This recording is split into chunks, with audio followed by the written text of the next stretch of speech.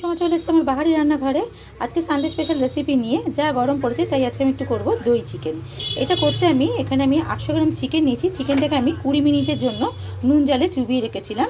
তারপরে আমি ভালো করে ধুয়ে জল ঝরিয়ে নিয়েছি। আর এর মধ্যে আমি দিয়ে দেবো 1 চামচ গোলমরিচের গুঁড়ো, আর দেব নুন, দেব জিরে আর ধনের গুঁড়ো মিলিয়ে 1 চামচ, আর দেব আমি 1 চামচের মতন আমি সাদা তেল দিয়ে আগে মাংসটা আমি ভালো করে ম্যারিনেট করে রাখবো আধ ঘন্টার জন্য। সবকটা উপকরণ দিয়ে মাংসটা দেখুন এইভাবে আমি মেখে নিয়েছি। আর এর মধ্যে আমি দিয়ে দেবো 3-4টে কাঁচা লঙ্কা ছিঁড়ে।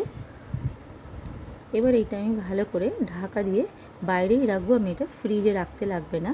এইটা যতক্ষণ ম্যারিনেট হতে সময় নেবে তার মধ্যে আমি মশলাটা আমি রেডি করে নেব। মিক্সিতে এখানে আমি দেখুন 1 ইঞ্চি আদা আমি কুচিয়ে নিয়েছি, আর এখানে 20 কোয়ার মতন আমি রসুন নিয়ে নিয়েছি। এটা মিক্সিতে আগে আমি ভালো করে পেস্ট করে নেব। 30 মিনিট হয়ে গেছে, মাংসটাও ম্যারিনেট হয়ে গেছে।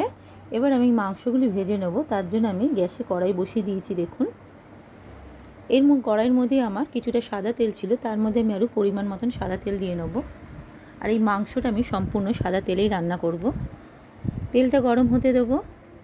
তেল গরম হয়ে এলেই আমি অল্প অল্প করে মাংস দিয়ে আমি হালকা করে মাংসগুলি ভাজবো।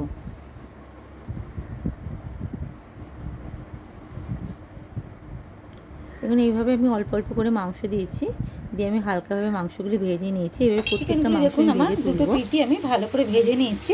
চিকেনগুলো এবার আমি তুলে নেব। এই মাংস ভাজার তেলটার মধ্যেই আমি দিয়ে দেবো একটা তেজপাতা, একটু জয়িত্রী, 2টো লবঙ্গ, 2টো এলাচ, 2টো গোলমরিচ আর একটা দারচিনি দিয়ে আমি একটু ফোড়ন দিয়ে নিয়েছি। দেখুন, আর এই তেলের মধ্যে দিয়ে দেবো 1 বাটি কুচনো পেঁয়াজ।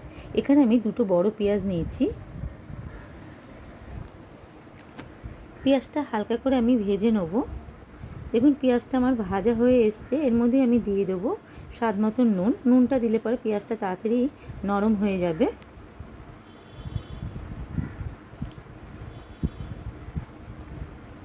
পেঁয়াজটা নরম হয়ে এসছে, আর এর মধ্যেই আমি যে আদা রসুন বাটার পেস্টটা করে রেখেছিলাম এই পেস্টটা আমি দিয়ে দেবো। পেস্টটা দিয়ে একটু নাড়াচাড়া করে নেব। মিক্সি বাটি ধোয়ার আমি জলটা দিয়ে দেবো এর মধ্যে, দিয়ে মশলাটা এবার কষাবো। মশলাটা আমার কষানো হয়ে এসছে, তেল একটু ছেড়ে এসছে। দেখুন এর মধ্যেই আমি যে চিকেনটা যে ভেজে রেখেছিলাম, ভাজা চিকেনটা আমি সম্পূর্ণ দিয়ে আমি আবার ভালো করে কষিয়ে নেব 3-4 মিনিটের জন্য। 3-4 মিনিট আমার হয়ে গেছে মাংসটা কষানো। এর মধ্যে আমি দিয়ে দেবো টক দই। আমি এখানে 150 গ্রাম টক দই নিয়েছি, আর এখানে বড় চামচের 1 চামচ আমি চিনি দিয়ে টক দইটা ফেটিয়ে নিয়েছি। যেহেতু দই চিকেন এই জন্য এখানে টক দইটা একটু বেশি দিতে হবে। টক দইটা সম্পূর্ণ আমি ঢেলে দেবো, দিয়ে মাংসটার সঙ্গে ভালো করে মিশিয়ে নেব। দিয়ে দেব 1 চামচ কাঁচা লঙ্কা বাটা।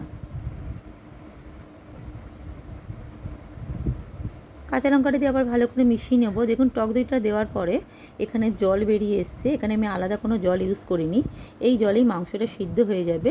আমি এটা 3-4 মিনিটের জন্য আবার ঢাকা দিয়ে রাখবো। মাংসটা আমার রেডি হয়ে গেছে। আর এটাতে দেওয়ার জন্য আমি 2টো দানা ফেলে শুকনো লঙ্কা নিয়েছি। শুকনো লঙ্কাটা দেখুন আমি ভালো করে কুচিয়ে নিয়েছি। এই কুচানো শুকনো লঙ্কাটা আমি মাংসটার উপরে ছড়িয়ে দেবো। দিয়ে দেবো কিছুটা ধনেপাতা কুচি, দেবো আমি 4-5টা ছেঁড়া কাঁচা লঙ্কা। কাঁচা লঙ্কাটা দিয়ে আমি গ্যাসটা অফ করে দেবো। নামিয়ে নেবো এবার পরিবেশনের জন্য। আমি দেখুন রেডি হয়ে গেছে আমার দই চিকেন। দেখতে কতটা জুসি হয়েছে। এইভাবে আপনারা বাড়িতে বানিয়ে দেখতে পারেন, ভালো লাগবে। আর এইটা আপনারা লুচি, পরোটা, পোলাওয়ের সঙ্গে